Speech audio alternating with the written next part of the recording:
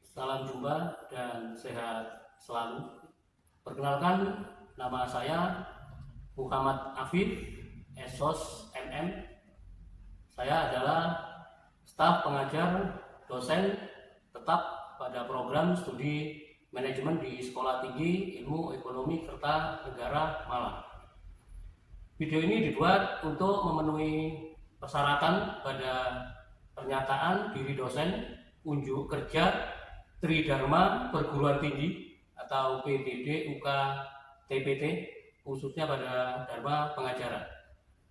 Dalam kesempatan ini saya akan menjelaskan tentang mata kuliah yang saya ampuh, yaitu Manajemen Sumber Daya Manusia atau MSDM. Mata kuliah MSDM adalah mata kuliah wajib yang ditempuh oleh mahasiswa pada semester 4 dengan bobot 3 SKS. Jadi sebelum saya membahas tentang RPS,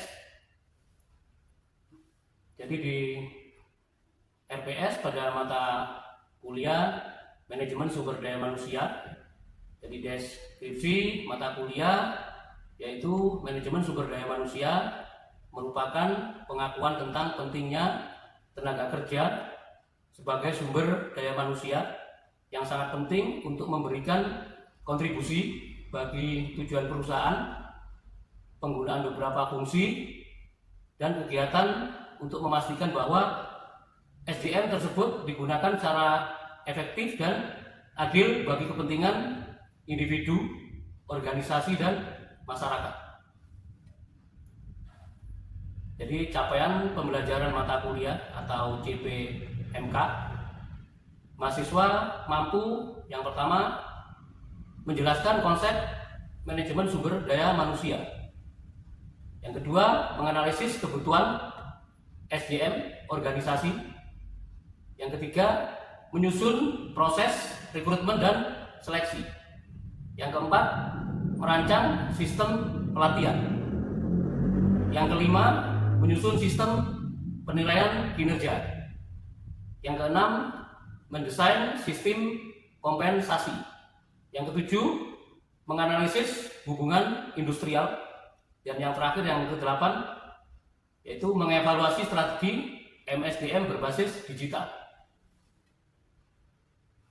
Jadi pada materi perkuliahan itu ada 14.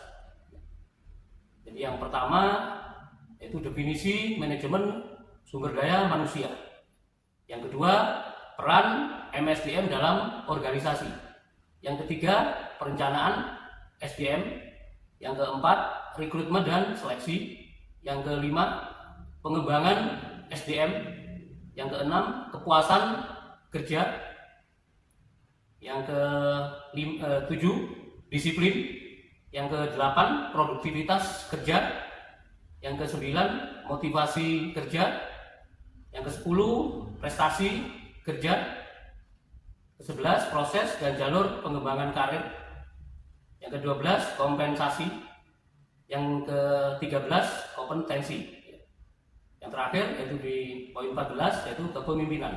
Jadi materi perkuliahan semuanya total 14 kali tatap muka. Yang 1 dan 2 yaitu UTS dan UAS. Jadi kesemuanya semua total 16 pertemuan. Untuk referensi buku yaitu ada 6. Yang pertama dari Armstrong yaitu tentang tahun 2024 tentang Armstrong Handbook of Human Resource Management Practice. Yang kedua dari Dessler 2023 Human Resource Management. Yang ketiga dari Noe, Hollenbeck, Gerhard tahun 2023 Fundamental of Human Resource Management. Yang keempat Mattis, Jackson, and Valentine 2023 Human Resource Management. Yang kelima Mandi, Martocchio 2023 Human Resource Management.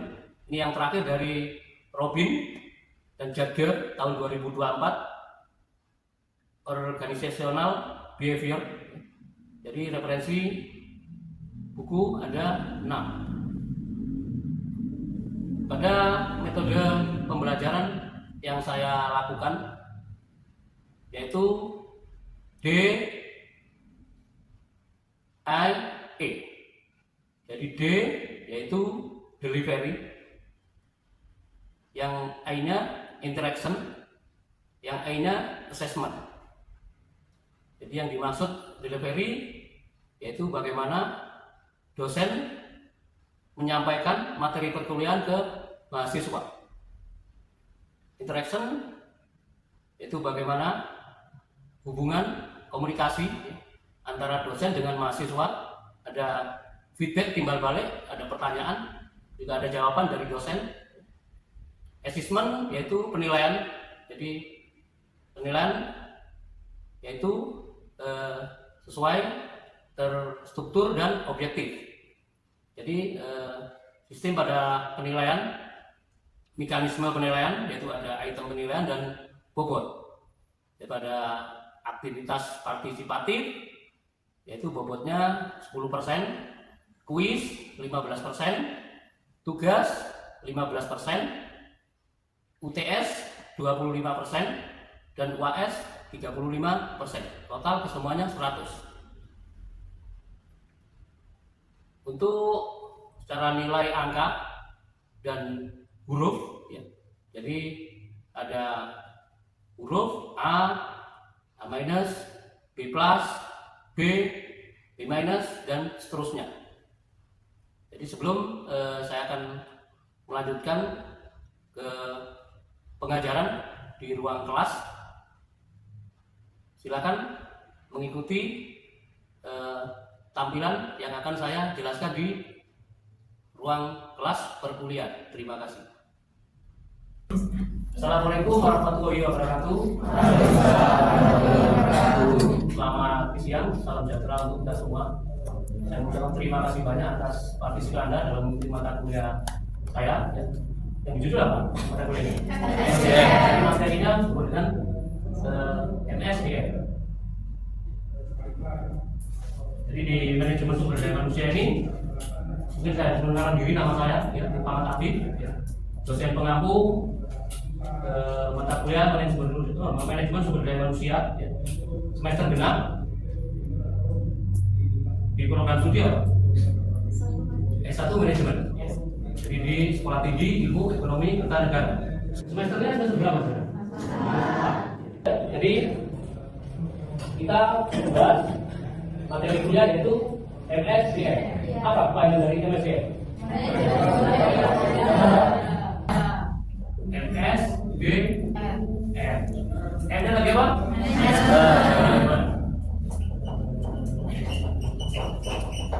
S-nya? Sumber. B-nya? M-nya? Manusia. Mungkin ada yang sedikit tahu, mungkin teman-teman, mungkin ada yang mewakili dari mahasiswa. Apa arti dari manajemen? Pengelolaan. Mungkin kurang tepat lagi. Pengorganisasian. Kurang lengkap lagi. Controlling. Apa lagi? Pengarahan. Berarti kalau kita urut, stepnya dari mana dulu? Perencanaan. Mungkin bisa sering tahu bahasanya, mungkin bahasa Inggris. P, O, A, D. P-nya apa? Planning. O-nya? D-nya? A-nya? C-nya? Control. Karena mata kuliah MSDM ini mungkin kita teorinya sederhana, tapi bagaimana kita nanti praktek di lapangan? Karena berat. Karena kita mengelola tentang sumber daya manusia.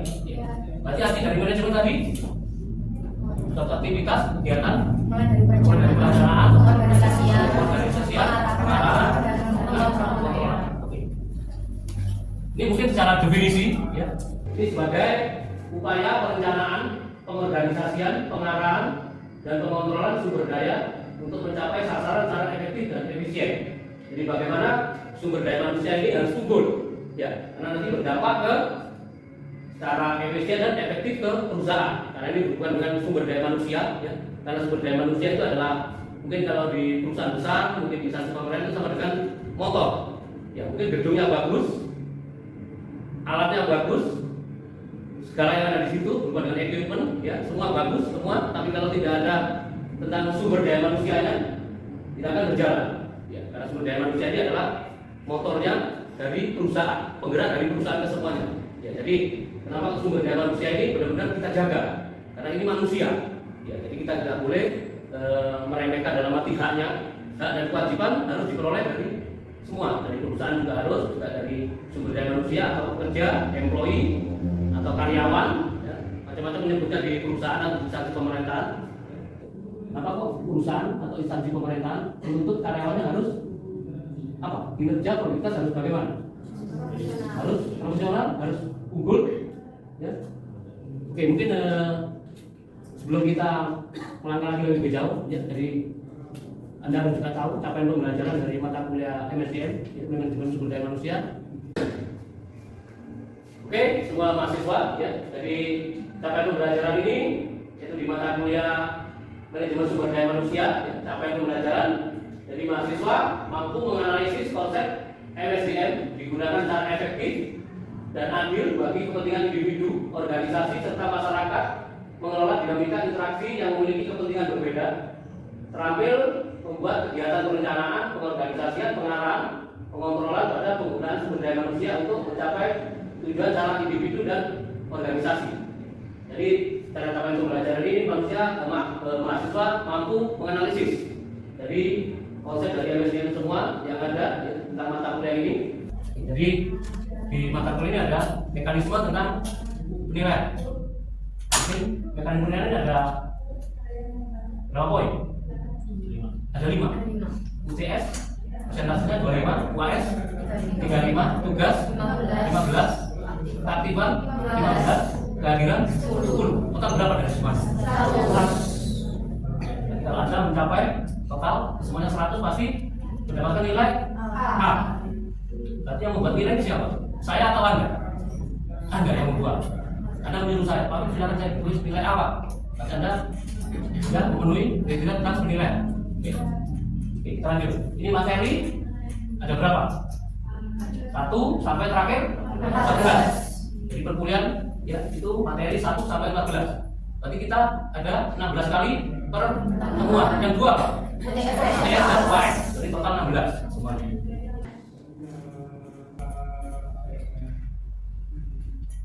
Jadi tujuan MSDM, ya, yang pertama memberi pertimbangan manajemen dalam membuat kebijakan. Berarti apa di sini? Berarti perusahaan akan membuat tentang kebijakan, ya, yang akan dijalankan. Ya. Mungkin perusahaan atau instansi pemerintah, ya, mungkin perusahaan swasta, ya, akan berbeda-beda perusahaan.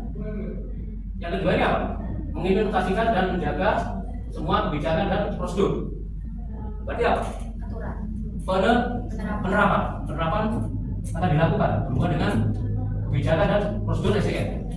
Ya, mungkin perusahaan asing, perusahaan besar yang bergerak di Indonesia banyak, dan Jepang, Korea, Amerika, Eropa, mungkin Timur Tengah juga banyak, ya, pasti berbeda-beda. Ya, man harus mengikuti operasional negara yang dibuat bisnis. Mungkin negara barat, berarti harus menyesuaikan dengan budaya yang ada di Indonesia, aturan yang ada di Indonesia. Ini tantangan MSDM secara global, secara nasional bagaimana? Kalau kita sumber daya manusia secara level bagaimana? Kita unggul atau di bawah unggul? Di bawah unggul. Di bawah unggul. Harapan pemerintah adalah menciptakan sumber daya manusia yang unggul. Berarti yang unggul berarti harus bagaimana? Ya, mungkin penjelasan dari sini yaitu tantangan MSDM, kualitas SDM dengan pengetahuan berhubungan dengan knowledge, keilmuannya. Yang kedua, keterampilan, skill. Ya.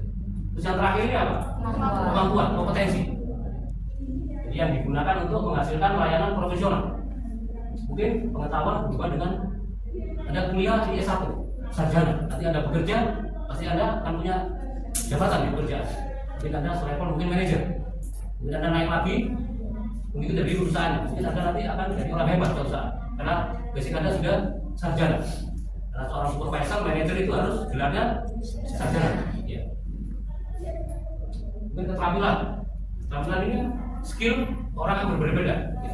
Mungkin si A, si B, si C mempunyai skill sendiri, kehebatan sendiri. Mungkin Wisnu jago di IT, suatu saat akan dibutuhkan di pekerjaan. Saya spesialis IT, Pak.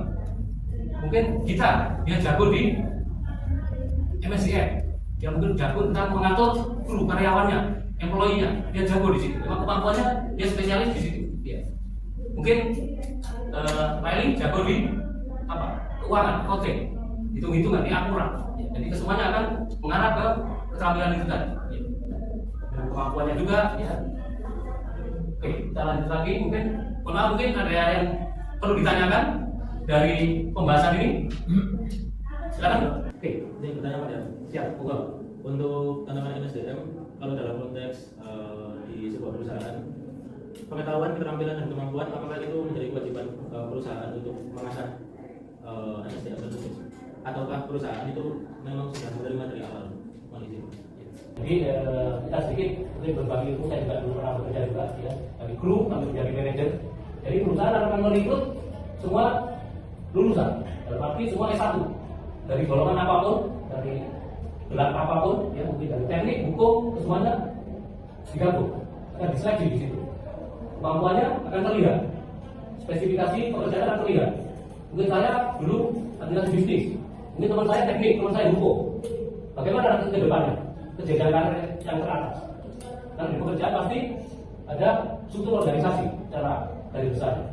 Itu ada direktur, bawahnya direktur apa? Asisten atau wakil direktur, terus bawahnya lagi bertukar menjadi apa lagi? Ada departemen keuangan, departemen teknik, departemen HRD, mungkin apa lagi yang ada di situ. Jadi kesemuanya nanti akan mengalir sesuai dengan yang tadi ditanyakan sama Wisnu, sesuai dengan keahliannya masing-masing, sesuai dengan gelarnya. Ya. Mungkin akan berbalik lagi. Teman saya dulu bekerja, dia jago di IT, tapi dia mampu menghandle banyak karyawan. Dia kemampuan di mana? Jadi dia di sumber daya manusia. Ya. Jadi pasti sesuatu itu bisa berubah. Ya. Mungkin ada di perusahaan akan berkembang, ya, akan muncul sendiri passion Anda. Dibilang passion itu apa? Rangsangan, ya, kemauan seorang, mungkin dengan talentnya, bakatnya, ya. Jadi semua akan muncul di situ. Ya. Seperti ada mampu seleksinya di perusahaan yang masuk lolos, ya. Mungkin banyak tahap yang ada di sini, ya. Mungkin proses interview, mungkin proses psikotes, mungkin apa banyak yang Anda akan melewati. Kita bahas nanti selanjutnya.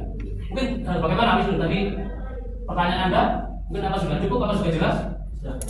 Kita ekspos dulu dari Wisnu. Kita lanjut. Nah, ini strategi sumber daya manusia, mungkin berhubungan dengan visi. Visi itu apa kira-kira menurut pandangan Anda, pendapat Anda, pengalaman Anda? Apa arti dari visi? Tujuan, cita-cita. Perusahaan pasti akan berbeda-beda visinya. Mungkin ingin nomor 1 perusahaannya, mungkin pelayanan yang apa, yang kelima, macam-macam dari perusahaan itu brand dari perusahaan, visi-visi tadi. Ini berubah cita-cita. Kalau visinya berarti apa? Cara untuk mencapai dari visi. Ya, jadi pendukungnya itu visi yang dijalankan seperti apa. Ya, pelayanan nomor 5 berarti bagaimana? Berarti harus melalui mungkin berhubungan dengan standar pelayanannya di perusahaan harus tinggi juga, ya. Mungkin berhubungan dengan tujuan, ya. Pasti tujuan dari tadi SDM ini dengan setiap perusahaan instansi akan berbeda-beda. Sasaran ya, pasti semua mungkin berhubungan dengan perusahaan jasa, pasti inginnya customer itu puas, customer satisfaction. Ya mungkin yang berhubungan dengan penjualan produk, mungkin apa? Mungkin produk yang berkualitas yang diinginkan oleh customer atau pembeli, ya, atau konsumen. Ini aktivitas SDM dalam menghadapi bisnis. Ini ada berapa poin? Ada 8, ya. Ini saya jelaskan satu persatu. Mungkin nanti ada yang bertanya, monggo silakan. Ya. Jadi yang pertama, prediksi SDM secara kualitatif dan kuantitatif. Kalau kita melihat kata kualitatif dan kuantitatif berarti bagaimana? Kualitatif berarti observasi. Berhubungan dengan kualitas. Bagaimana? Ya. Kalau kualitas berhubungan dengan data jumlah yang diminta oleh perusahaan atau instansi pemerintah. Rekrutmen, seleksi sesuai kompetensi. Perusahaan si A, si B, si C, istilahnya apa? Perusahaan A, B, C pasti akan berbeda rekrutmennya. Ini ada sedikit tahu kenapa kok seleksi rekrutmen ini ada psikotest sama general check up. Kalau psikotest berarti bagaimana? Pola pikir Kemampuan karyawan, calon karyawan itu bagaimana? Karena bekerja nanti akan di banyak beban, akan pressing. Bagaimana ketahanan otaknya, kemampuan fisiknya juga mampu nggak orang ini? Kalau berat check up bagaimana? Masih sehat, good, sehat. Karena mungkin Anda tidak cocok dengan cuaca yang dingin, mungkin maaf, mungkin ada yang biduran, saya tidak suka Pak. Itu sudah jelas. Ya, mungkin itu ada notnya, mungkin ada sedikit tahu mungkin dari keluarga, dari teman, ya, dan check up. Setelah pelatihan berjalan, selesai, mungkin bukan dengan verifikasi, mungkin apa yang dilakukan selesainya, seleksinya, sama pelatihannya, ada pengembangan karyawan, berarti apa hubungannya?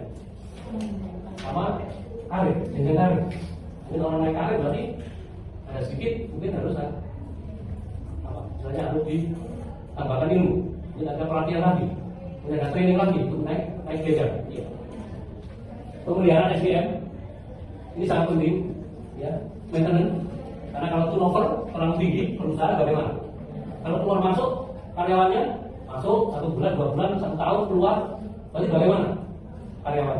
Cocok atau tidak? Tidak cocok. Turnover terlalu tinggi. Ya. Kalau turnover terlalu tinggi, apa dampaknya? Citra perusahaan, brand, terus apa lagi? Berhubungan dengan cost atau biaya.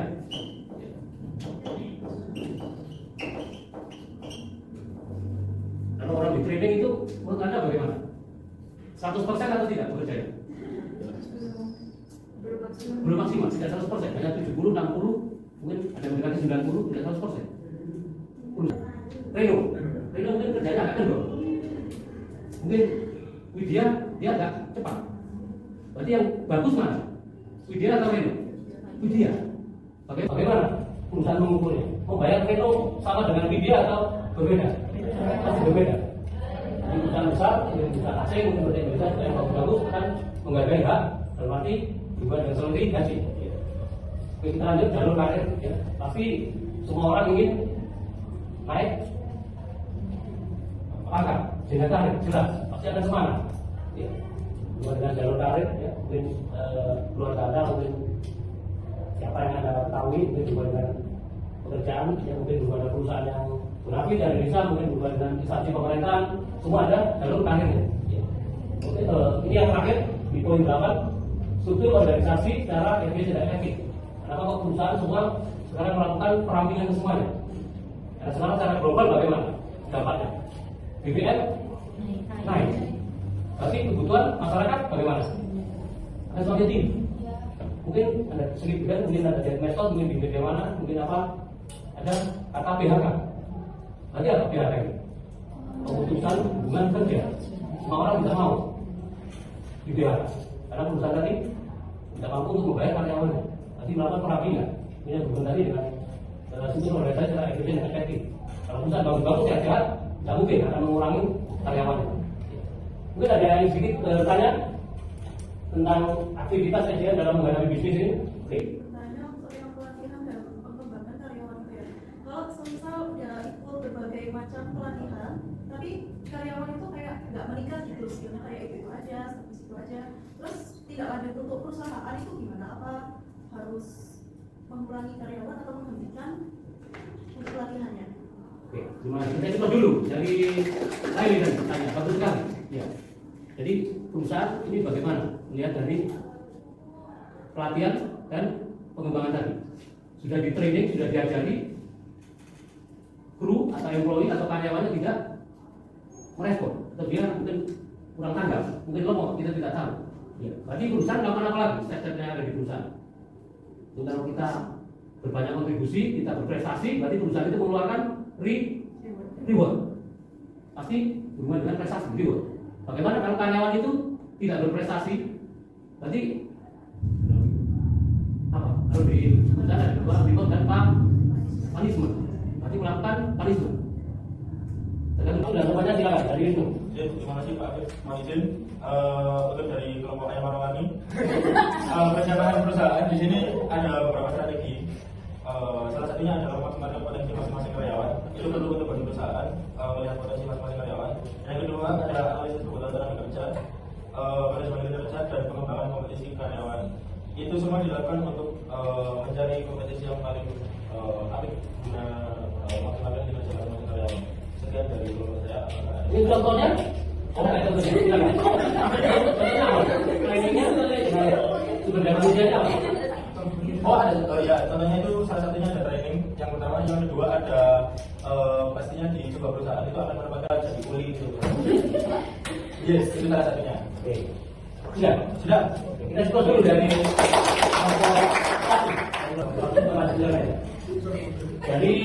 dari TT. Ya. Menjawab tentang latihan Grasman sendiri, menurut manajemen adalah upaya seorang pemimpin untuk mempengaruhi bawahan agar bekerja secara efektif dan efisien dalam mencapai tujuan yang telah ditetapkan. Nah, tujuan ini sendiri itu yang pertama meningkatkan semangat kerja karyawan, yang kedua memastikan pekerjaan berjalan sesuai rencana, yang ketiga menciptakan koordinasi yang baik antar pegawai, yang keempat mengurangi kesalahan dalam pelaksanaan tugas, dan yang terakhir meningkatkan produktivitas dan kinerja organisasi. Nah, unsur-unsurnya sendiri itu yang pertama ada komunikasi, yaitu menyampaikan instruksi, informasi dan kebijakan kepada karyawan. Contohnya kepala ruangan menjelaskan prosedur kepada perawatan. Yang kedua ada motivasi, yaitu mendorong karyawan agar bekerja lebih baik. Contohnya memberikan penghargaan kepada karyawan yang berprestasi. Yang ketiga kepemimpinan, yaitu kemampuan memimpin, mempengaruhi dan mengarahkan bawahannya. Contohnya kepala ruangan menjadi teladan dalam disiplin kerja. Dan yang terakhir ada supervisi, yaitu mengawasi dan membimbing pelaksanaan pekerjaan. Contohnya supervisor memantau pelaksanaan tindakan perawatan. Nah, contoh dari dalam MSDM sendiri itu adalah seorang kepala ruangan di rumah sakit. Tugasnya itu menjelaskan pembagian tugas perawat kepada setiap shift, memberikan motivasi agar perawat tetap semangat melayani pasien, mendidik perawat baru yang belum berpengalaman. Jadi semua kegiatan tersebut merupakan bagian dari dressing atau pengarahan yang bertujuan untuk mengarahkan karyawan agar sesuai dengan Kita stop dulu dari kelompok hari. Kita lanjut dari kelompok 3, kalau jangan cadang, kita tidak speaker. Jangan lanjut. Ini yaitu fungsinya yaitu untuk memantau, evaluasi, agar sesuai standar, tujuan dan organisasi atau sebuah perusahaan.